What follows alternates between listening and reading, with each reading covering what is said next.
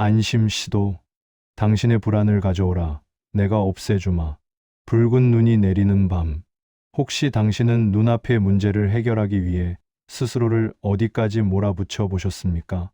지금으로부터 약 1500년 전 중국 숭산 소림사의 뒷산, 살을 에이는 듯한 북풍이 몰아치고 무릎까지 차오르는 폭설이 내리던 어느 겨울밤이었습니다. 그곳에는 인류 역사상 가장 기괴하고도 위대한 대화가 시작되기 직전에 전율이 흐르고 있었습니다. 한 남자가 있었습니다. 그의 이름은 신광, 훗날 선종의 제2조가 되는 해가입니다. 그는 수십 년간 경전을 파고들었지만 가슴속 깊이 박힌 근원적인 불안을 해결하지 못해 미친 듯이 스승을 찾아 헤맸습니다. 그리고 마침내 도달한 곳이 바로 인도로부터 온 푸른 눈의 수행자, 달마가 9년째 벽만 바라보며 앉아있던 차가운 동굴 앞이었습니다. 오늘 우리가 따라가 볼 수행의 기록은 바로 안심시도, 불안을 베어내고 얻은 절대적인 평온에 대한 이야기입니다. 이 이야기는 단순한 종교적 설화가 아닙니다. 우리가 평생을 고통받는 불안이라는 실체를 어떻게 마주해야 하는지, 그 잔혹하고도 명징한 해답을 담고 있는 기록입니다. 9년의 침묵과 기다림. 달마는 동굴 안에서 벽을 마주하고 앉아 있었습니다. 그는 뒤에서 누가 오든 어떤 소리가 들리든 결코 뒤를 돌아보지 않았습니다. 해가는 그 뒤에서 며칠을 밤낮으로 서 있었습니다. 눈은 멈추지 않았습니다. 발목을 덮던 눈이 무릎을 지나 허리까지 차올랐습니다. 살점이 떨어져 나가는 듯한 추위 속에서도 해가는 미동도 하지 않았습니다. 그의 유일한 목적은 오직 하나, 이 지독한 불안에서 나를 구원해 줄 단 한마디를 듣는 것뿐이었습니다. 새벽녘, 마침내 달마가 입을 열었습니다. 하지만 그 말은 따뜻한 위로가 아니었습니다. 얼음장보다 더 차가운 일갈이었습니다. 부처의 무상한 도는 끝없는 세월 동안 수행해야 얻을 수 있는 것이다. 작은 덕과 작은 지혜, 그리고 가벼운 마음을 가진 자가 어찌 감히 그 도를 엿보려 하는가? 그것은 헛된 수고일 뿐이다. 이 말은 해가의 심장을 갈기갈기 찢어 놓았습니다. 수십 년의 공부가 가벼운 마음으로 치부당한 순간, 해가는 깨달았습니다. 평범한 방식으로는 이 스승의 마음을 움직일 수 없으며 자신의 간절함을 증명할 길도 없다는 것을 말입니다. 붉은 눈과 단비. 해가는 잠시의 망설임도 없이 품 안에서 날카로운 칼을 꺼냈습니다. 그리고 자신의 왼쪽 팔을 내리쳤습니다. 서늘한 칼날이 뼈를 가르는 소리가 동굴 안에 울려 퍼졌습니다. 잘려나간 팔에서 뿜어져 나온 뜨거운 피가 순백의 눈 위를 붉게 물들였습니다. 달마가 말했던 붉은 눈이 비로소 내린 것입니다. 자신의 생명보다 소중한 팔을 바쳐서라도 마음의 평화를 얻겠다는 그 처절한 결단 앞에 달마는 마침내 고개를 돌려 해가를 바라보았습니다. 이 장면은 스릴러 영화보다 더 잔혹하지만 동시에 수행의 본질을 관통합니다. 해가가 자른 것은 육체의 팔이 아니었습니다. 그는 평생을 붙들고 있던 나라는 존재에 대한 집착을 통째로 베어버린 것입니다. 달마가 물었습니다. 너는 무엇을 구하기 위해 그토록 스스로를 해치는가?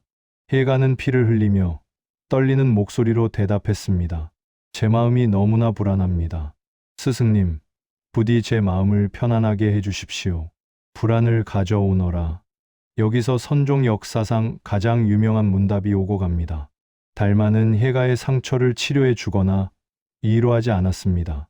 대신 짧고 강렬한 요구를 던집니다. 불안한 그 마음을 내놓아라. 그러면 내가 즉시 편안하게 해주마. 해가는 멈칫했습니다. 그리고 자신의 내면을 샅샅이 뒤지기 시작했습니다. 나를 괴롭히던 그 지독한 불안, 잠 못 이루게 하던 그 공포, 나를 팔까지 자르게 만들었던 그 실체를 찾으려 애썼습니다. 시간이 얼마나 흘렀을까요? 해가는 망연자실한 표정으로 대답했습니다. 마음을 찾아보았으나 도저히 찾을 수가 없습니다. 그러자 달마가 빙그레 웃으며 말했습니다. 나는 이미 너의 마음을 편안하게 해주었다. 왜 마음은 찾아지지 않는가? 이 짧은 대화 속에 안심시도의 모든 것이 들어 있습니다. 우리는 불안이 닥치면 그 불안을 없애려고 애를 씁니다. 술을 마시고 취미에 몰두하고 명상을 하며 불안이라는 괴물과 싸웁니다. 하지만 달마는 묻습니다. 그 괴물이 어디에 있느냐? 해가가 깨달은 진실은 충격적이었습니다. 불안은 실체가 있는 대상이 아니라 내가 만들어낸 허상이었습니다. 구름이 끼면 하늘이 어두워지지만 구름을 찾으려 손을 뻗으면 아무것도 잡히지 않는 것과 같습니다. 불안이라는 마음을 찾으려 고도로 집중하는 순간 오히려 불안은 신기루처럼 사라져 버립니다. 찾을 수 없음을 아는 것. 그것이 바로 진정한 평온, 즉 안심입니다. 더 이상 불안과 싸울 필요가 없다는 것을 깨닫는 순간 싸움은 종료됩니다. 이것이 바로 도입니다. 역사가 우리에게 던지는 세 가지 지혜.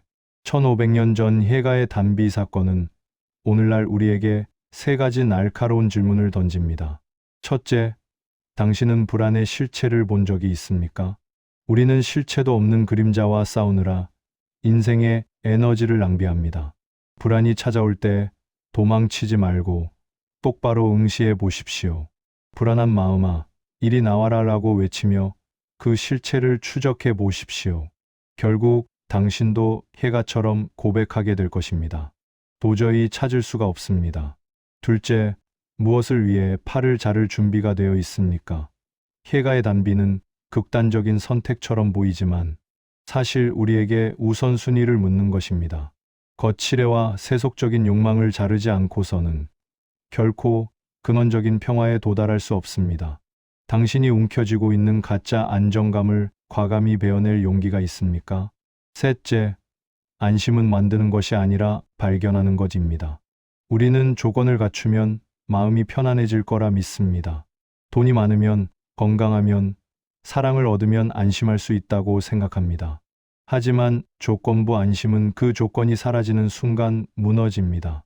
진짜 안심은 애초에 불안해할 내 마음이라는 것 자체가 고정된 실체가 아니다라는 사실을 발견할 때 찾아옵니다. 당신의 동굴 앞에서 남전이 고양이를 베어 우리의 집착을 일깨웠다면 해가는 자신의 팔을 베어 우리의 불안이 허구임을 증명했습니다. 지금 당신은 어떤 동굴 앞에 서 있습니까? 어떤 폭설 속에서 대답 없는 스승을 기다리며 불안해하고 있습니까? 당신을 괴롭히는 그 마음을 지금 당장 꺼내 보십시오. 만약 꺼낼 수 없다면 당신은 이미 구원받은 것입니다. 평상심이 도이듯 불안의 실체가 없음을 아는 그 편안한 마음이 곧 길입니다. 안심 시도. 당신의 발밑에 이미 평화가 놓여 있습니다.